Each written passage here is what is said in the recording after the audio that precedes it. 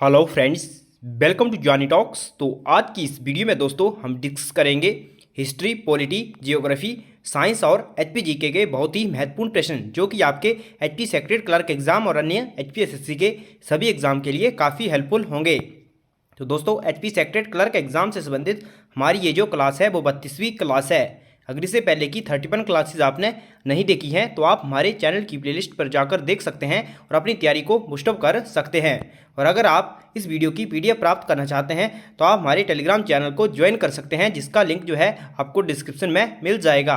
बाकी क्विज़ वगैरह के लिए भी आप हमारे टेलीग्राम चैनल को ज्वाइन कर सकते हैं। तो चलिए शुरू करते हैं आज की वीडियो पहले प्रश्न के साथ। फर्स्ट क्वेश्चन है, विच site is associated with Harappan culture? कौन सा स्थल हड़प्पा संस्कृति से संबंधित है? तो दोस्तों ये जो क्वेश्चन पेपर है इसमें जो हिंदी जो लैंग्वेज में प्रश्न जो पूछे गए हैं, जो लिखे गए हैं दोस्तों, हिंदी में थोड़ी प्रिंटिंग मिस्टेक हुई है। जो मात्राएं हैं उनको इसमें मात्राएं जो हैं वो नहीं लगी हुई हैं, तो आप इंग्लिश में ध्यान रखें, मैं आपको बता दूंगा।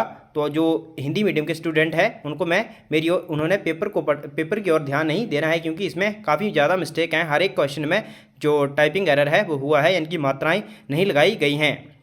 तो यहाँ पूछा गया है कौन सा स्थल हड़प्पा संस्कृति से संबंधित है? तो दोस्तों इसमें जो हड़प्पा संस्कृति से संबंधित स्थल है वो है लोथल। तो ऑप्शन बी जो है वो सही हो जाएगा, लोथल।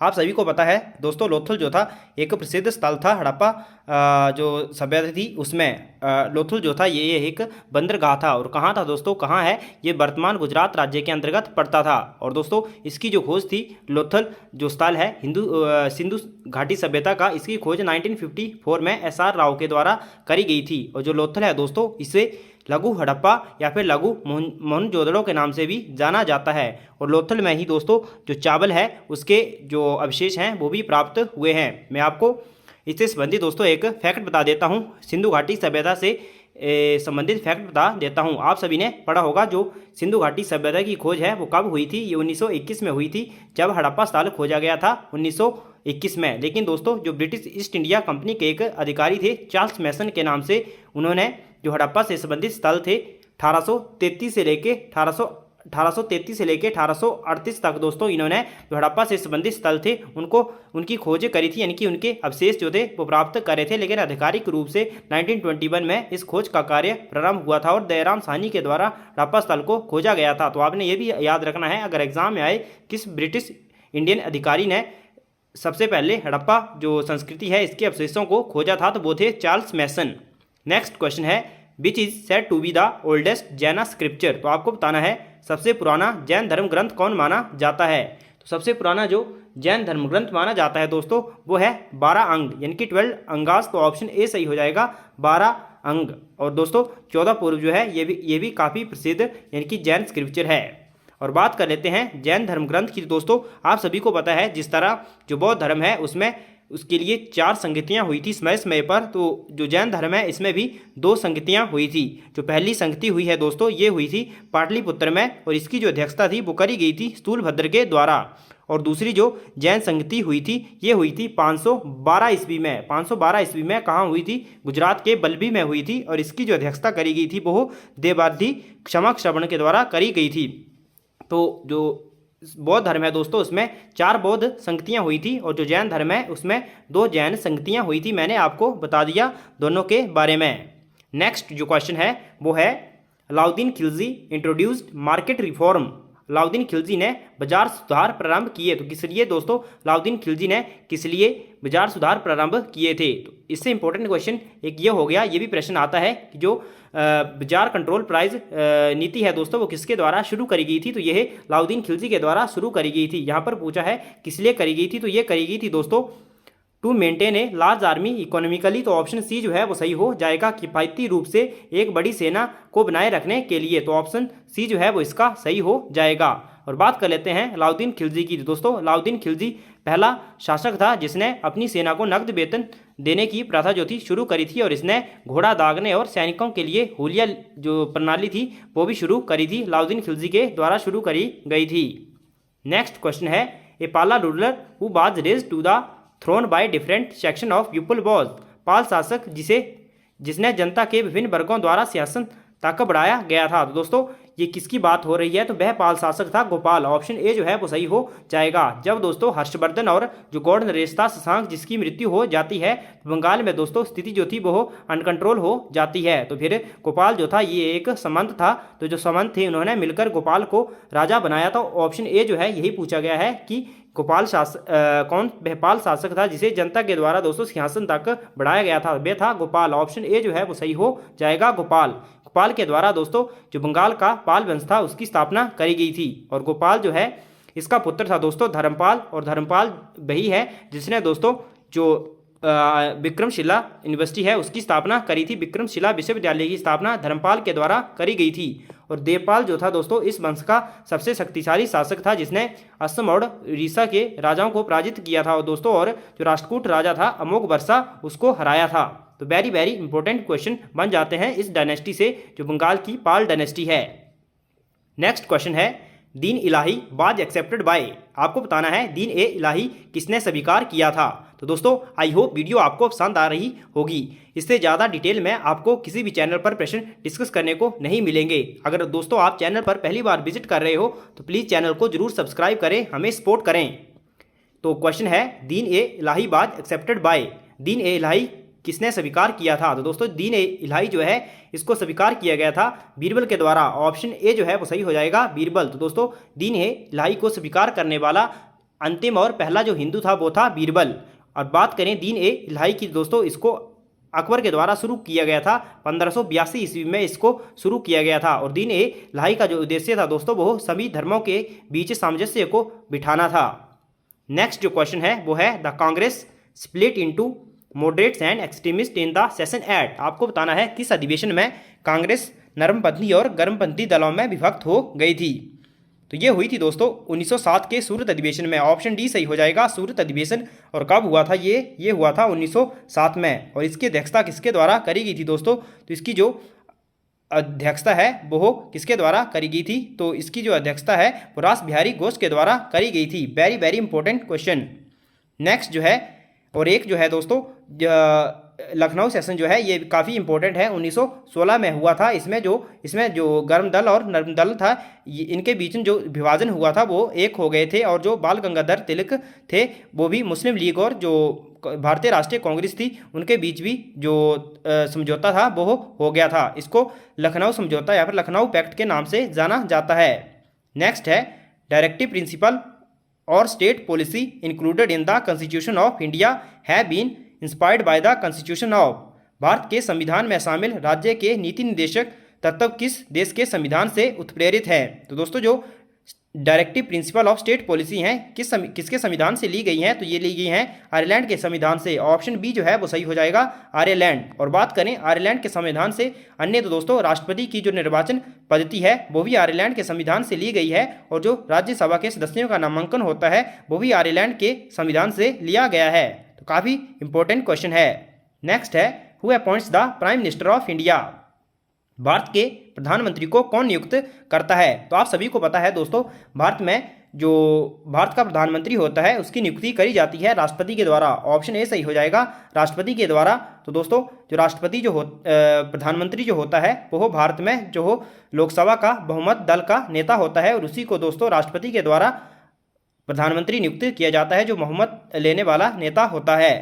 नेक्स्ट क्वेश्चन है the 42nd constitution amendment bill was passed in which year. आपको बताना है 42वां संविधान संशोधन विधेयक किस वर्ष पारित हुआ था। तो ये पारित हुआ था दोस्तों 1976 में। ऑप्शन ए जो है वो सही हो जाएगा 1976 में। और इसे आप सभी को पता है मिनी संविधान के नाम से भी जाना जाता है। 1976 में ही दोस्तों जो मौलिक कर्तव्य थे उनको ऐड किया गया था सरदार स्वर्ण सिंह कमेटी की सिफारिश पर। तो काफ़ी इंपॉर्टेंट प्रश्न बन जाता है। और 1978 में जो 44th कॉन्स्टिट्यूशनल अमेंडमेंट हुआ था दोस्तों, इसमें जो मौलिक अधिकार था संपत्ति का अधिकार उसको हटाकर बाहर कर दिया गया था। उसे एक लीगल राइट की संज्ञा दी गई थी, फंडामेंटल राइट से हटाकर उसे लीगल राइट की संज्ञा दे दी गई थी। आप सभी कमेंट करके बताएं संपत्ति के अधिकार को हटाकर कौन से आर्टिकल में अब रखा गया है। नेक्स्ट क्वेश्चन है who is the legal adviser of a state government.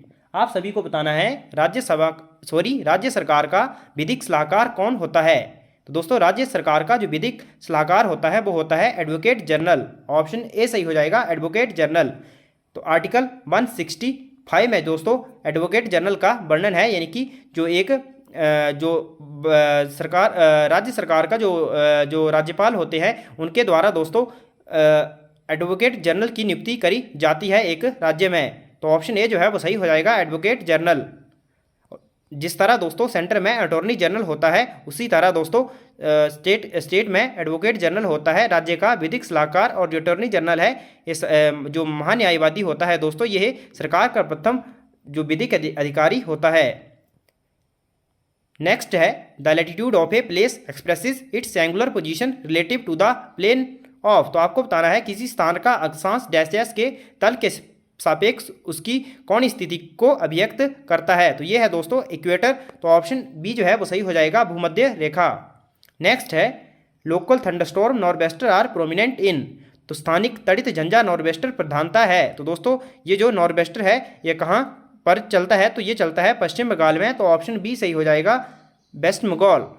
Next है, सौरगैसो सी इज लोकेटेड इन। तो आपको बताना है जो सौरगैसो सागर है ये कहाँ स्थित है।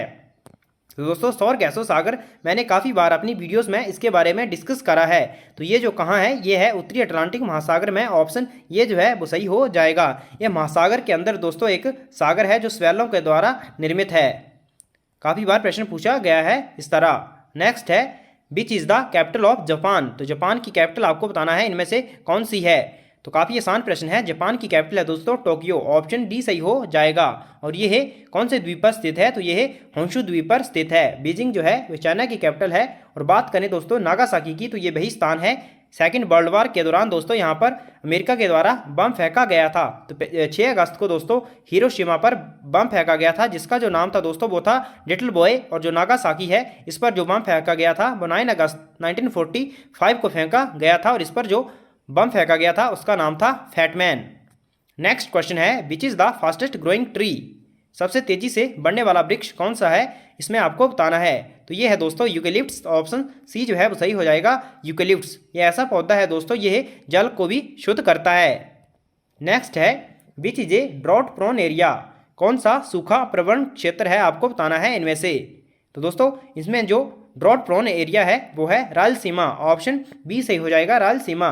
तो कहाँ पड़ता है दोस्तों, ये पड़ता है आंध्र प्रदेश डिस्ट्रिक्ट, आंध्र प्रदेश स्टेट जो है वहाँ पर पड़ता है रायलसीमा। नेक्स्ट है, Tehri dam is constructed on which river. तो आपको बताना है टिहरी बांध किस नदी पर निर्मित है। दोस्तों टिहरी बांध जो है ये बना है भागीरथी रिवर पर। ऑप्शन सी जो है वो सही हो जाएगा। उत्तराखंड राज्य में दोस्तों जो गढ़वाल डिस्ट्रिक्ट है, तो भागीरथी रिवर पर यह बना है। भारत का सबसे बड़ा डैम है। और दोस्तों भागीरथी और एक अन्य इससे थोड़ी पहले इसके अंदर दोस्तों भीलगंगा रिवर जो है वो भी मिलती है। उन दोनों नदियों से यह डैम बना है टिहरी बांध। और बात करें टिहरी डैम की दोस्तों, इसकी जो कंस्ट्रक्शन शुरू हुई थी 1978 में दोस्तों टिहरी डैम की कंस्ट्रक्शन शुरू हुई थी। और 2006 में दोस्तों इसको ओपन करा गया था। नेक्स्ट क्वेश्चन है, the most malleable metal is. आपको बताना है सर्वाधिक आघात वर्धनीय धातु कौन सी है। तो वेरी इजी क्वेश्चन, गोल्ड जो है वो दोस्तों सर्वाधिक आघात वर्धनीय धातु है। नेक्स्ट है, which is not a gland. तो आपको बताना है इनमें से कौन सी एक ग्रंथि नहीं है। ऑप्शन आपके सामने है स्टोमक, लीवर, किडनी, पेनक्रियाज। तो इसमें जो ग्रंथि नहीं है दोस्तों वो है किडनी। ऑप्शन सी जो है वो सही हो जाएगा, किडनी। नेक्स्ट है, deficiency of vitamin E causes. Vitamin E की कमी से क्या होता है। तो दोस्तों विटामिन ई की कमी से होती है स्टेरिलिटी यानी कि बंध्यता। तो ऑप्शन सी जो है वो सही हो जाएगा, स्टेरिलिटी। और दोस्तों रिकेट्स जो है विटामिन डी की कमी से होता है। एनीमिया विटामिन B12 की कमी से। और बेरी जो है दोस्तों यह विटामिन बी की कमी से होता है। नेक्स्ट है, decibel is a unit used for. Decibel किसके लिए प्रयुक्त इकाई है। दोस्तों डेसिबल जो है यही यूनिट है इंटेंसिटी ऑफ साउंड यानी कि ध्वनि की तीव्रता की। तो ऑप्शन सी सही हो जाएगा, intensity of sound. Next question है, where is the university of horticulture and forestry located in HP। दोस्तों यहाँ से HPGK के प्रश्न स्टार्ट हुए हैं। क्वेश्चन है आपको बताना है हॉर्टिकल्चर एंड फॉरेस्ट्री जो यूनिवर्सिटी है हिमाचल प्रदेश में वो कहाँ है। तो वो है दोस्तों नौनी में। ऑप्शन ए जो है वो सही हो जाएगा, जिसे YS परमार यूनिवर्सिटी के नाम से भी जाना जाता है। इसकी स्थापना हुई थी 1985 में। और इसके जो प्रथम वाइस चांसलर थे दोस्तों वो थे डॉक्टर MR ठाकुर। नेक्स्ट है, Punjab the high court of Punjab before its transfer to Chandigarh was located in Shimla at which place. Punjab उच्च न्यायालय इस चंडीगढ़ स्थानांतरित करने से पहले आपको बताना है दोस्तों, मैंने बोला यहाँ पर टाइपिंग एरर है, तो आपको पूछा गया है यहाँ पर जो पंजाब का चंडीगढ़ स्थानांतरित होने से पहले जो पंजाब का हाई कोर्ट था वो कौन से स्थान पर था। तो ये था दोस्तों पीटर हॉफ में। ऑप्शन सी ए जो है वो सही हो जाएगा, पीटर हॉफ में था। तो दोस्तों आप सभी के लिए प्रश्न है, तो जो पीटर हॉफ है दोस्तों, इससे जो पंजाब का जो हाई कोर्ट है वो चंडीगढ़ कब स्थानांतरित किया गया, और इसके बारे में जितनी डिटेल हो सके आप क्वेश्चन इसके बारे में लिखिए। एक क्वेश्चन मैं आप सभी के लिए डेली देता हूं, तो ये प्रश्न आज के लिए आपके लिए है कि पीटर हॉफ से संबंधित दोस्तों आपके बारे में, आपको इसके बारे में जितनी भी डिटेल है उसके बारे में आप लिख दीजिए। जो सबसे अच्छा लिखेगा उसके कमेंट को मैं पिन कर दूंगा। नेक्स्ट है the idol of Raghunath ji was brought from Ayodhya to Kullu in which year. Raghunath ji की प्रतिमा किस वर्ष अयोध्या से कुल्लू लाई गई थी। तो ये लाई गई थी 1651 में। ऑप्शन ए सही हो जाएगा दोस्तों, 1651 में। तो किसके द्वारा लाई गई थी, तो ये लाई गई थी दोस्तों दामोदर दास के द्वारा, और उसमें जो कुल्लू में राजा था वो था राजा जगत सिंह। नेक्स्ट है the first Chandradhar Sharma Guleri award for Hindi literature in 1986 was awarded to.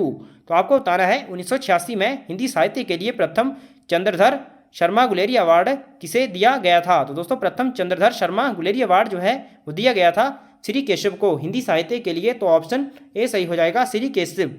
और बात करें दोस्तों फर्स्ट वाईएस परिमार पुरस्कार की, तो ये भी 1986 में दिया गया था, और ये दिया गया था मियाँ गोवर्धन सिंह को।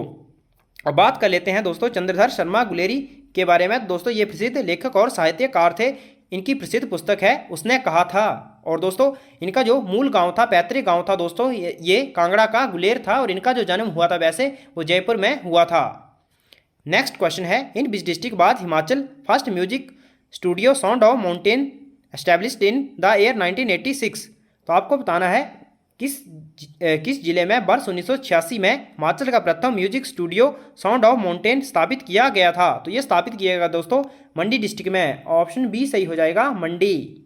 नेक्स्ट है Nalwari fair is a famous trade fair of. आपको बताना है नलवाड़ी मेला जो है ये प्रसिद्ध व्यापारिक मेला है, कौन से जिले में यह मनाया जाता है। तो ये है मनाया जाता है बिलासपुर में। ऑप्शन डी सही हो जाएगा, बिलासपुर। दोस्तों नलवाड़ी जो मेला है इसको शुरू किया गया था राजा अमरचंद के समय। बिलासपुर का राजा था राजा अमरचंद, उसके समय एक अंग्रेज ब्रिटिश अधिकारी थे दोस्तों। 1889 में ई गोल्डस्टीन के द्वारा इस मेले को शुरू करवाया गया था। नेक्स्ट है Dungri Devi temple is located at which place in HP. तो डुंगरी देवी का मंदिर जो है दोस्तों कहाँ है, तो ये है मनाली में। ऑप्शन बी सही हो जाएगा, मनाली। तो मनाली में जो हिडिंबा देवी का मंदिर है उसी के साथ में दोस्तों डुंगरी देवी का मंदिर भी है। नेक्स्ट है Rongtong hydel project is located in which district of HP. तो रोंगटोंग जल विद्युत परियोजना आपको बताना है किस जिले में स्थित है। तो रोंगटोंग जो है दोस्तों ये है लाहौल स्पीति में। तो ऑप्शन डी सही हो जाएगा। और बात करें शोंगटोंग की, तो दोस्तों ये है किन्नौर में। और रोंगटोंग सबसे हाईएस्ट दोस्तों हाइडल पावर प्रोजेक्ट है हिमाचल प्रदेश में। नेक्स्ट है which district in HP is the highest producer of mango. Himachal Pradesh का कौन सा जिला सर्वाधिक आम का उत्पादक है। तो सबसे अधिक जो आम का उत्पादक है वो जिला है दोस्तों कांगड़ा। तो ऑप्शन सी सही हो जाएगा, कांगड़ा में सबसे ज़्यादा आम की प्रोडक्शन होती है। नेक्स्ट है Churdhar wild life sanctuary is located in which district of HP. तो चूड़धार वन्यजीव अभ्यारण्य किस जिले में है दोस्तों, तो ये है सिरमौर में। ऑप्शन ए जो है वो सही हो जाएगा, सिरमौर में। और सिरमौर की दोस्तों चूड़धार जो है वो सबसे हाईएस्ट पीक जो है सिरमौर की वो है चूड़धार। आई थिंक दोस्तों इसकी हाइट 3600 समथिंग है। मुझे पूरा जो है याद नहीं आ रहा है, अगर आपको याद है तो आप कमेंट कर दीजिए। नेक्स्ट है Bajiri Rupi is a part of which district of HP. तो बजीरी रूपी हिमाचल प्रदेश के किस जिले का हिस्सा है। तो बजीरी रूपी जो है दोस्तों ये हिस्सा है कुल्लू डिस्ट्रिक्ट का। ऑप्शन सी सही हो जाएगा, कुल्लू।